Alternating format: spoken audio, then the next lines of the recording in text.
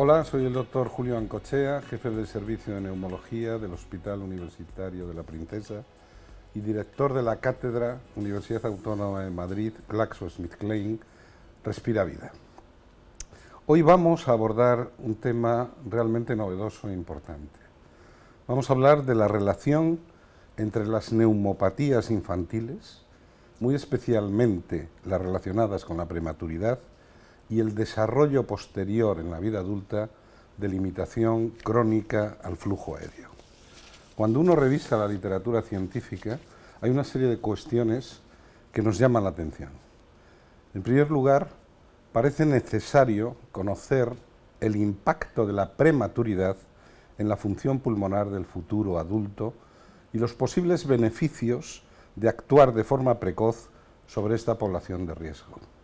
Un segundo punto sería que los recién nacidos prematuros y sobre todo aquellos que tienen displasia broncopulmonar tienen más riesgo de presentar episodios de sibilancias de repetición y mayor riesgo de asma u obstrucción crónica al flujo aéreo. De hecho, el asma en su evolución puede condicionar la aparición de POC en la vida adulta. Otro aspecto interesante son las infecciones respiratorias en lactantes sanos por virus respiratorio sincitial y por rinovirus, y muy especialmente por virus respiratorio sincitial en las poblaciones de riesgo como son los prematuros. De hecho, hablamos a menudo de POC en estos videoblogs. Gold 2017, en su definición y análisis de los factores etiológicos, pone énfasis no solo en el tabaco, principal factor etiológico, y en la exposición a otras sustancias y otras circunstancias, sino también en la gran importancia del crecimiento pulmonar, del desarrollo pulmonar futuro. Bueno, es un tema, insisto, relevante que queremos abordar esta mañana. Y para ello, hoy tenemos la enorme suerte de contar con nosotros con el profesor Manuel Sánchez Luna. Manuel es jefe del Servicio de Neonatología del Hospital General Universitario Gregorio Marañón.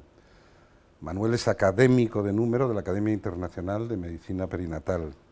Es el presidente de la Unión Europea de Sociedades de Neonatología y Medicina Perinatal. Preside la Comisión de Estándares de la Sociedad Española de Neonatología. Además, Manuel Sánchez Luna dirige el Grupo Español de Investigación en Displasia Broncopulmonar. Luego hablaremos de este registro, del registro GEIDIS. Tiene una intensa actividad investigadora y un currículum magnífico. Ha recibido numerosos premios. Recuerdo que el año pasado fuiste médico del año y también el año pasado, ya veremos este año, recibiste la medalla al mérito en el trabajo.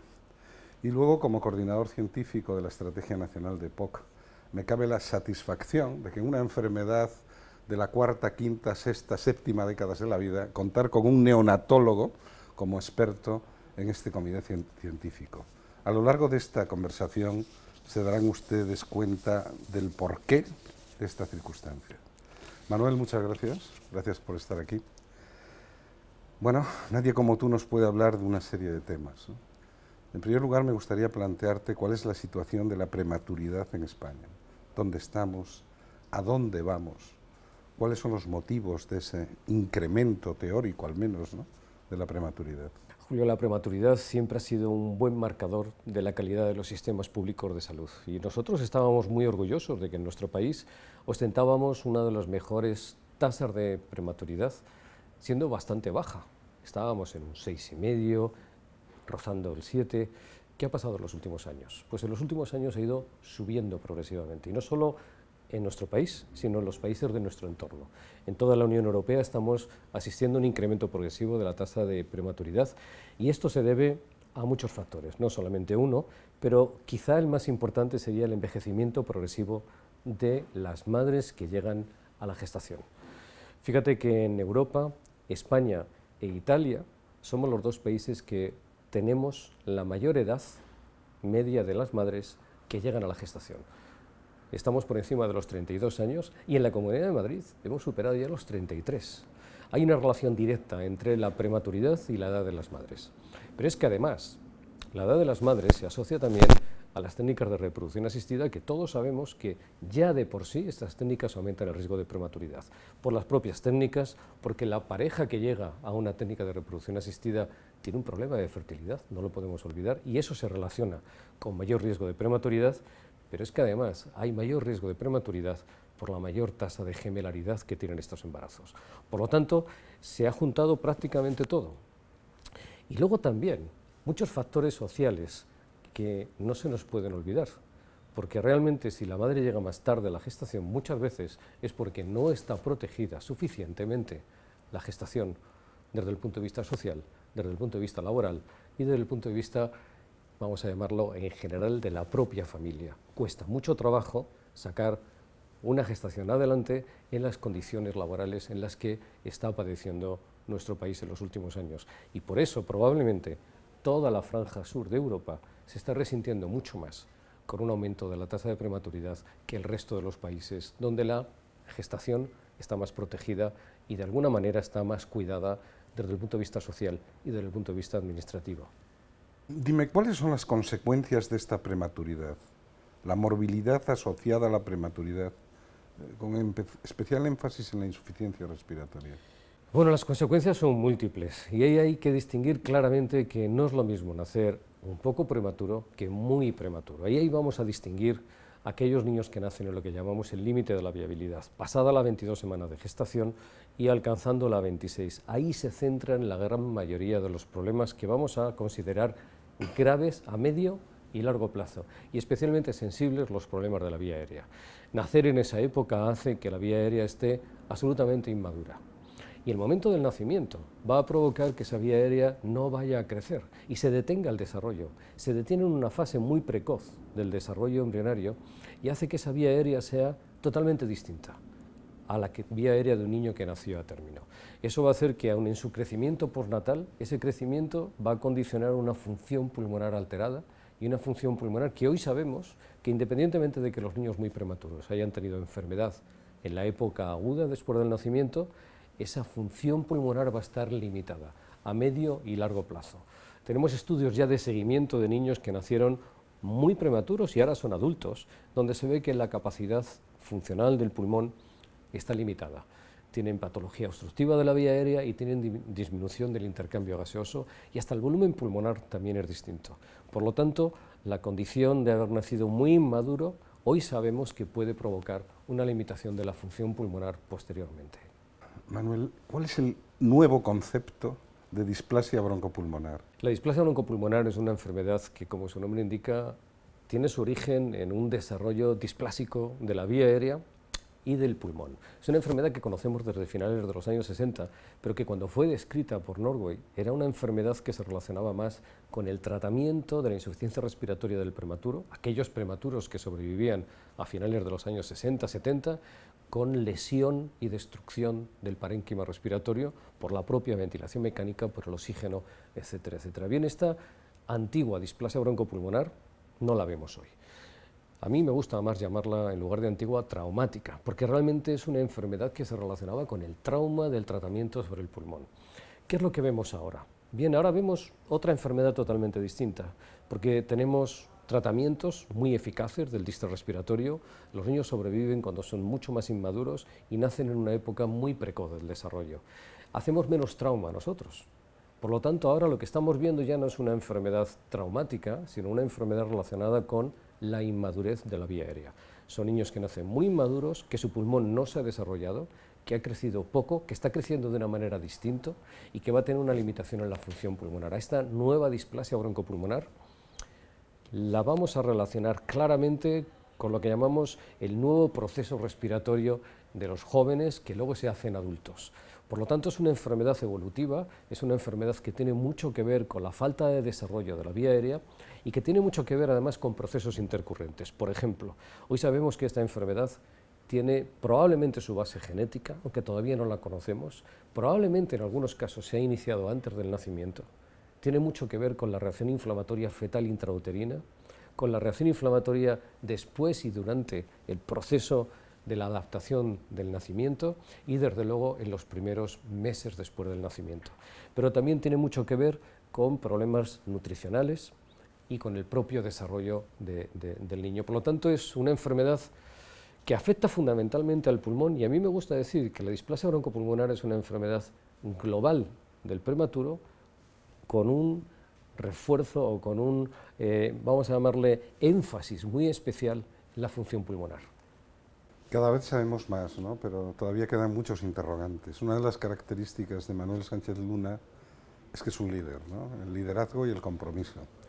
El liderazgo no se otorga, se conquista, y tú eres un conquistador de ese liderazgo, y cuando hablamos de compromiso hablamos de una obligación contraída, palabra dada. Y ese liderazgo y ese compromiso tú lo demuestras dirigiendo un registro modélico, un registro que es el registro HEIDIS. Me gustaría que me hablases del registro HEIDIS. Bien, este registro, Julio, nace cuando hace algunos años, 2013, estaba yo recién llegado de mi experiencia canadiense y nos pusimos a hablar, unos cuantos neonatólogos y neumólogos pediátricos, de que esta enfermedad deberíamos de conocerla mejor.